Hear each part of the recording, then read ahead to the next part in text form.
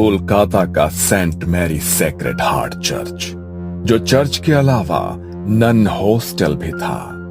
जवान लड़कियां जो दुनिया के सारे बंधन और वैभव त्याग कर जीसस और मानवता की सेवा करने की कसम खाती थी, वो इसी हॉस्टल में रहकर अपनी ट्रेनिंग के कुछ साल बिताती थी।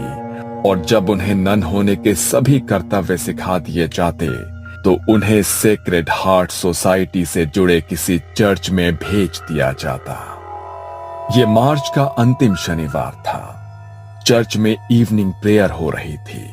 तभी मदर सुपीरियर एग्नेस, जो इस नन ट्रेनिंग सेंटर की हेड थी, उन्होंने एक 22 साल की लड़की से बाकी लड़कियों का परिचय कराया। ये है गॉड स्पेशल चाइल्ड मारिया। आप सभी की तरह इनका जन्म भी सिर्फ सांसारिक सुखों में अपने जीवन को व्यर्थ करने के लिए नहीं, बल्कि प्रभु के चरणों की सेवा के लिए हुआ है। यह हमारे साथ इसी चर्च में रहेंगी। मदर एग्नेस ने अपनी तरफ से नन मारिया का इंट्रोडक्शन दे दिया था, लेकिन मारिया के चेहरे पर गहरी उदासी की परत चढ़ी दिखाई देती थी। उसने न किसी से नजर मिलाई, न किसी को देखकर कोई भाव उसके चेहरे पर आया। बस जैसे ही मदर एग्नेस ने अपनी बात खत्म की, वो चुपचाप अपने कमरे की ओर निकल गई। ये लड़की तुमको कुछ अजीब नहीं लगा? मुझे तो ऐसा लगा जैसे उसे जबरदस्ती इधर भेजा है। पता नहीं उसकी आंखों में कुछ है। I can feel it. Mother Agnes ने तुम्हारा बात सुना तो प्रॉब्लम हो जाएगा। बाद में देखते हैं। अगर ऐसा कुछ होगा तो वो खुद बोलेंगी ना। तुम क्यों अपना मूड खराब करता है? मोनिका के कहने पर उसके ही कमरे में रहने वाली रोमा चुपचाप अपने कमरे में लौट गई थी। लेकिन अभी भी मारिया का वो सपाट चेहरा, गहरी भीतर धसी आंखें उसके मन में कौंध रही थी। अगले दिन सवेरे प्रेयर के समय रोमा ने महसूस किया कि वो सबसे पीछे खड़ी हुई कुछ और ही बड़बड़ा रही है, जैसे वो इस प्रेयर से बचने की कोशिश कर रही हो। रोमा दबे पांव मारिया के नजदीक जाकर खड़ी हो गई और उसके मुंह से निकल रहे शब्दों को समझने की कोशिश करने लगी। मारिया कुछ अजीब सा बड़बड़ा रही थी, जो स्पष्ट तो बिल्कुल भी नहीं था, लेकिन रोमा के शरीर में उसकी आवाज से झुरझुरी सी दौड़ने लगी थी, क्योंकि मारिया किसी आदमी की दोहरी आवाज में कुछ बोल रही थी। कुछ तो अलग है इस लड़की में। मैं पता लगा कर रहूंगी आखिर इसका चक्कर क्या है। इसका दिमाग लगता है ठिकाने पर नहीं है। वैसे भी हम सबका यहाँ आने का कोई ना कोई कारण है। ये तो इतनी पढ़ी लिखी सुंदर है, कोई भी मिल सकता था इसको। यहाँ क्यों आई? रोमा के मन में कई सवाल थे, जिनके उत्तर जानने के लिए वो काफी परेशान थी। शाम को प्रेयर के बाद सभी अपने कमरे में सोने की तैयारी कर रहे थे, लेकिन रोमा ने आज कुछ अलग सोचा हुआ था। सबके सोने के बाद वो दबे पांव मारिया के कमरे की खिड़की पर पहुंची और अंदर झांक कर देखने लगी। लेकिन वहां का नजारा देखकर रोमा के रोंगटे खड़े हो गए थे। मारिया अंदर चेयर पर बैठी हुई थी, लेकिन वो चेयर पर ऐसे बैठी थी जैसे किसी ने उसके पूरे शरीर को मोड़ तरोड़ कर जबरदस्ती वहां बैठाया हो। उसके हाथ पैर बुरी तरह से गुथे हुए थे, गर्दन दूसरी ओर थी। ऐसा लगता था वहां कोई इंसान नहीं, रबर की गुड़िया पड़ी है।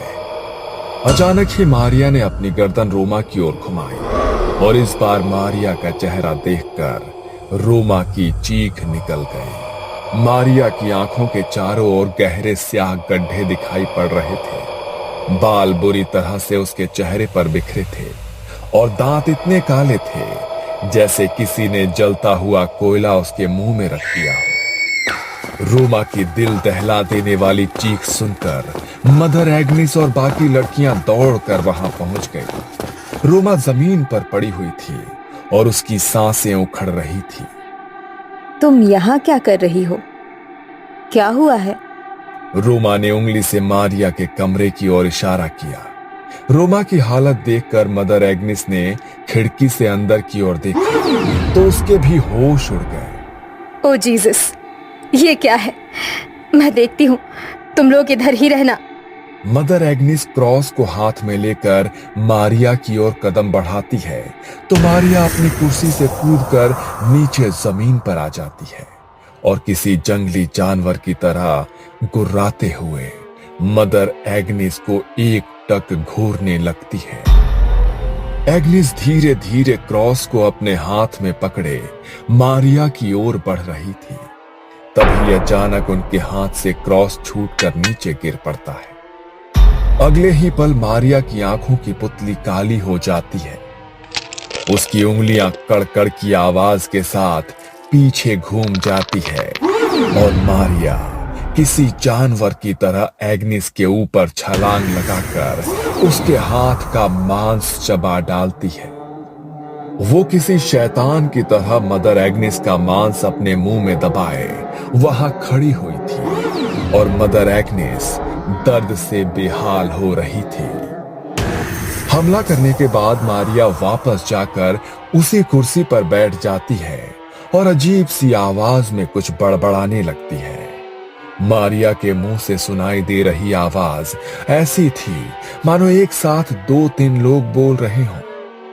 चीख पुकार सुनकर चर्च में रहने वाले फादर भी वहां पहुंच जाते हैं और मदर एग्निस की ऐसी हालत देखकर उन्हें वहां से बाहर ले आते हैं। मारिया अभी कुछ शांत दिखाई दे रही थी और इसी मौके का फायदा उठाकर मारिया को उसके कमरे में बंद कर दिया जाता है।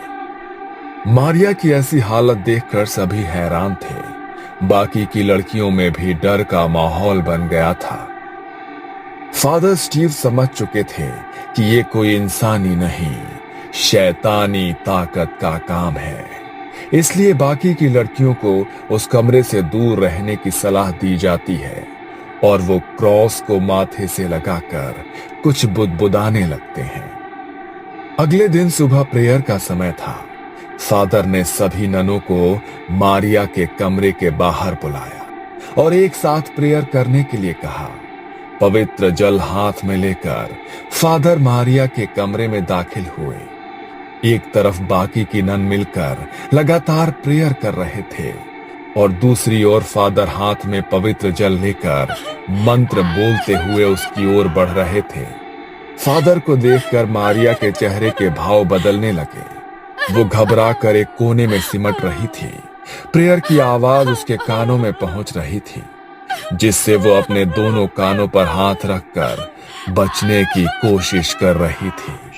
अचानक एक चीख के साथ वो जमीन पर गिर पड़ी और उसी के साथ फादर स्टीव ने पवित्र जल छिड़ककर बाकी सभी को यकीन दिला दिया कि मारिया के ऊपर जो भी शैतानी साया था वो पवित्र जल और प्रार्थना की शक्ति से उसे छोड़कर जा चुका है। पवित्र जल ने जहां जहां मारिया के शरीर को छुआ था वहां पर छाले जैसे बन गए थे। ऐसा लगता था जैसे मारिया को किसी ने तेजाब से जला दिया हो। कुछ देर बाद मारिया को होश आया तो वो दर्द से कराहती हुई पहले से काफी कमजोर नजर आ रही थी। उसके शरीर में अब मुश्किल से उठने बैठने जितनी ताकत बची थी। चेहरा एकदम मुरझा चुका था, शरीर भी मानो झुक गया था। मारिया की हालत को देख मदर उसे उसके कमरे के बिस्तर पर ही लिटा देती है। ओह जीसस, इसका हालत बहुत खराब लग रहा है। इसे यही आराम करने दो, होली वाटर इसको ठीक कर देगा। अगले 2 दिन बेहद सन्नाटे में गुजरे। मारिया ऐसे ही बिना कुछ खाए पिए, बिना एक भी शब्द बोले अपने बिस्तर पर पड़ी रही। 2 दिन बाद उसने टूटे फूटे शब्दों में पानी मांगा। मदर के कहने पर मारिया को पानी पिलाया गया। मारिया अब थोड़ी सामान्य सी नजर आ रही थी। ऐसा लगता था कि जैसे जो भी बुरी शक्ति थी वो वाकई में उसे छोड़कर अब जा चुकी है। मारिया की ऐसी हालत देखकर मदर एग्निस ने प्यार से उसके सर पर हाथ फेरा। कुछ खाओगी?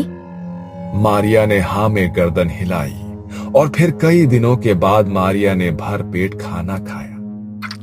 वो खाती ही जा रही थी जैसे न जाने कितने सालों से भूखी हो। जैसे जैसे समय बीत रहा था, मारिया के खाने की गति और तरीका बदलते जा रहा था। मारिया का पूरा मुंह खाने से सन गया था। खाना खाने के बाद मारिया कुछ अलग सी नजर आने लगी थी। एक बार फिर उसकी आंखें बदलने लगी और वो कुछ अजीब सी भाषा में बड़बड़ाने लगी। ये बार बार अलग भाषाओं में बोल रही है, लेकिन इसने इतनी सारी भाषाएं सीखी कब? आप तो कह रही थी ये अनाथ आश्रम में रहकर पढ़ी है। क्या वहाँ पर ये सब भी सिखाते हैं? और आपने उसे खाना खाते हुए देखा? ऐसा लग रहा था जैसे कोई इंसान नहीं, जानवर खा रहा हो। मुझे नहीं लगता ये अपने होश में है। इस समय जो कुछ भी कर रही है ये उसके अपने बस में नहीं है। इससे पहले कि कोई कुछ कर पाता, मारिया एक बार फिर से नॉर्मल हो गई थी।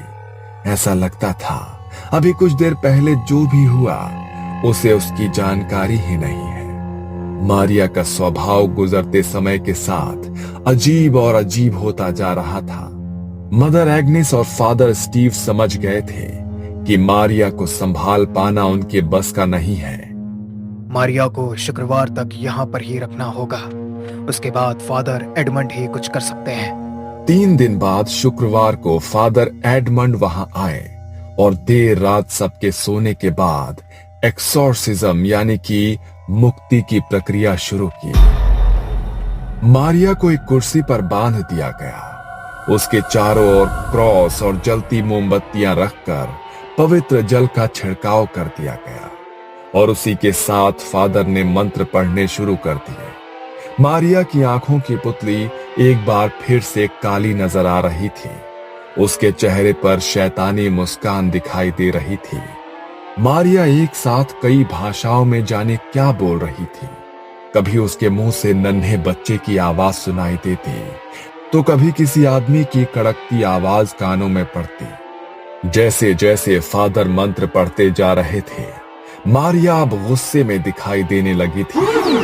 अचानक ही मारिया जोर से चिल्लाती है और उसी के साथ उसके आसपास लगी सभी मोमबत्तियां एक साथ बुझ जाती है। और तभी फादर देखते हैं कि जमीन पर रखे क्रॉस और मारिया के बीच की जमीन फटने लगी है। मारिया बुरी तरह से चीख रही थी। उसकी चीख की तेज आवाज किसी के भी बर्दाश्त से बाहर होती जा रही थी। अचानक ही मारिया का शरीर बुरी तरह से अकड़ने लगता है और उसी के साथ मदर एग्नेस की आंखों का रंग भी गहरा काला पड़ जाता है। मुझे छोड़ दो, मैं बताती हूँ, सब बताती हूँ। ये सब 1 साल पहले शुरू हुआ था। मारिया एक नन कभी बनना ही नहीं चाहती थी। वो तो शादी करके अपना हैप्पी लाइफ स्टार्ट करना चाहती थी। ये हर संडे को सिटी चर्च में आकर प्रेयर में अपनी आवाज में गाने गाकर सुनाती थी।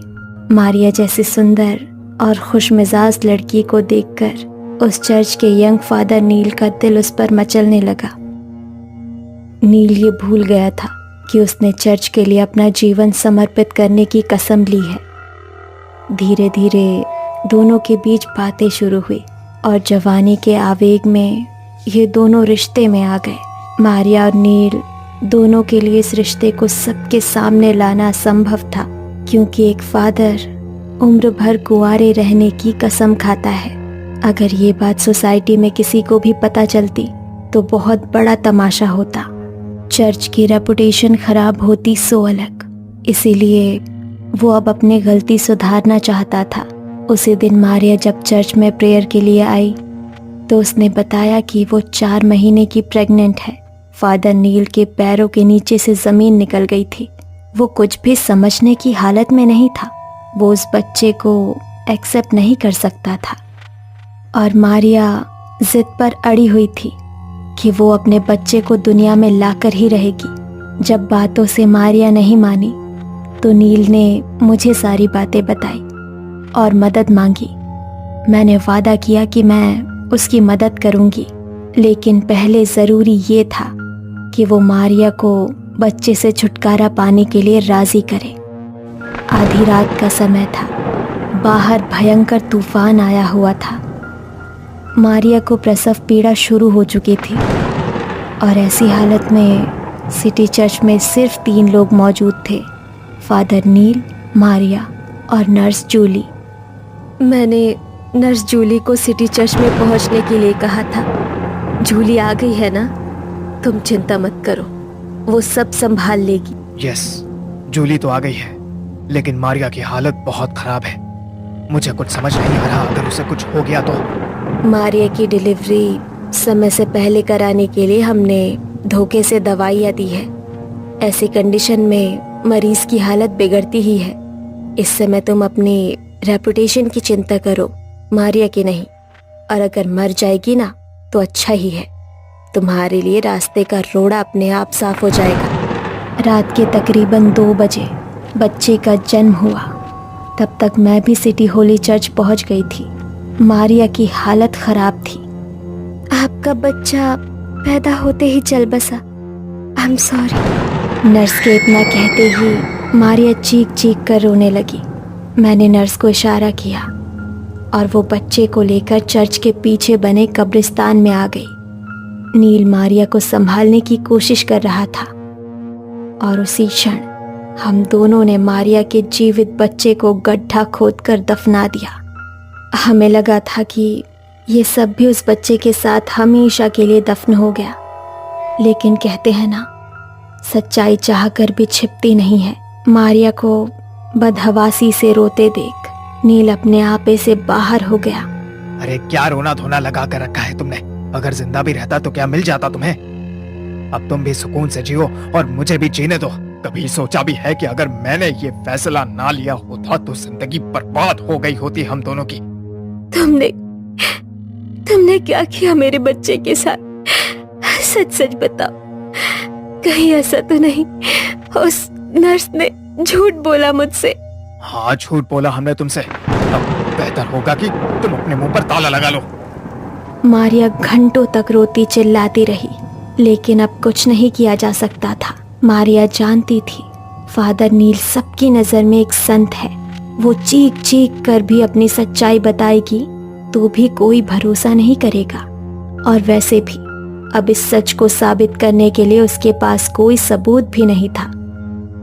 मारिया अब खामोश सी हो गई थी। दिन भर किसी से बात करने वाली मारिया अक्सर रात में कब्रिस्तान में जाकर चीख चीख कर रोया करती थी। फिर उसने कब्रिस्तान जाना छोड़ दिया। एक रोज मेरे पास फोन करके मारिया ने कहा कि वो नन बनना चाहती है।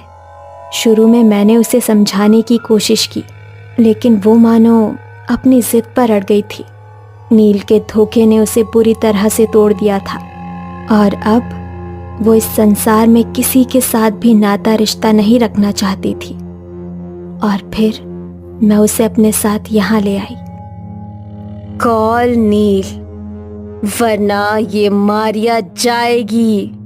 फादर कुछ मंत्र पढ़ते हैं और मारिया के ऊपर हॉली वाटर की कुछ बूंदें छिड़क देते हैं।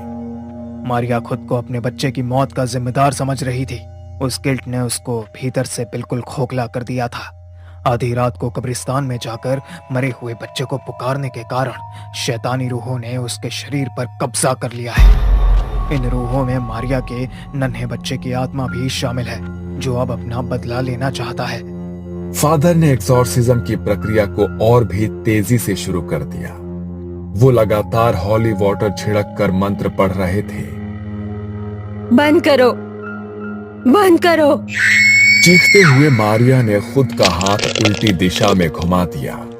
मारिया के हाथ की हड्डी टूट गई थी और उसी के साथ मारिया की दिल दहला देने वाली चीख सुनकर सभी का दिल दहल उठता है।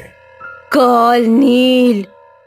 फादर नील को बुलाने का इशारा करते हैं और कुछ ही देर में फादर नील वहां पहुंच जाते हैं। नील को वहां पर देखकर मारिया डरावनी तरीके से जोर जोर से हंसने लगती है। नील घबराकर मदर एग्निस के पास आकर खड़ा हो जाता है। मुझे माफ कर दो मारिया, तुम बिल्कुल मत घबराना। फादर इस शैतानी रूह को तुम्हारे शरीर से जरूर दूर कर देंगे। फादर लगातार हॉली वाटर छिड़क कर मारिया का एग्जॉर्सिज्म पूरा करने की कोशिश कर रहे थे अचानक ही मारिया अपनी गर्दन ऊपर की ओर उठाती है और उसी के साथ मदर एग्नेस और फादर नील का शरीर हवा में ऊपर उठने लगता है। बुझी हुई मोमबत्तियां एकाएक जल उठती है और उसमें से 2 मोमबत्ती जाकर मदर एग्नेस और नील के कपड़ों को आग लगा देती है। मारिया एक बार फिर से लड़खड़ाती जुबान में बड़बड़ाती है, एक पाप, एक ही सजा। नील और मदर एग्नेस जमीन से इतनी ऊंचाई पर थे कि कोई चाहकर भी उनके शरीर से उठ रही आग की लपटों को बुझा नहीं सकता था। फादर के हाथों में पकड़ा हुआ हॉली वॉटर उनके हाथ से छूटकर नीचे गिर पड़ता है और उसी के साथ मारिया की गर्दन एक ओर लटक जाती है। झुलसने के कारण मदर एग्नेस और फादर नील की मौत हो गई थी और मारिया, उसकी टूटी सांसें अभी भी बाकी थी। मारिया को तुरंत अस्पताल ले जाया गया और वहां पर कुछ दिन बिताने के बाद वो स्वस्थ हो जाती है। यूं तो फादर एडमंड ने आज तक बहुत से एग्जॉर्सिज्म किए थे, लेकिन उनके चर्च में किया हुआ यह पहला एग्जॉर्सिज्म था जो किसी नन के ऊपर हुआ था और जिसमें 2 जान भी चली गई थी। सिटी हॉली चर्च और सेक्रेड हार्ट चर्च को इस घटना के बाद बंद कर दिया गया, लेकिन मारिया और फादर एडमंड के लिए ये एक बुरा सपना बन गया जो आज भी उन्हें रातों को सोने नहीं देता।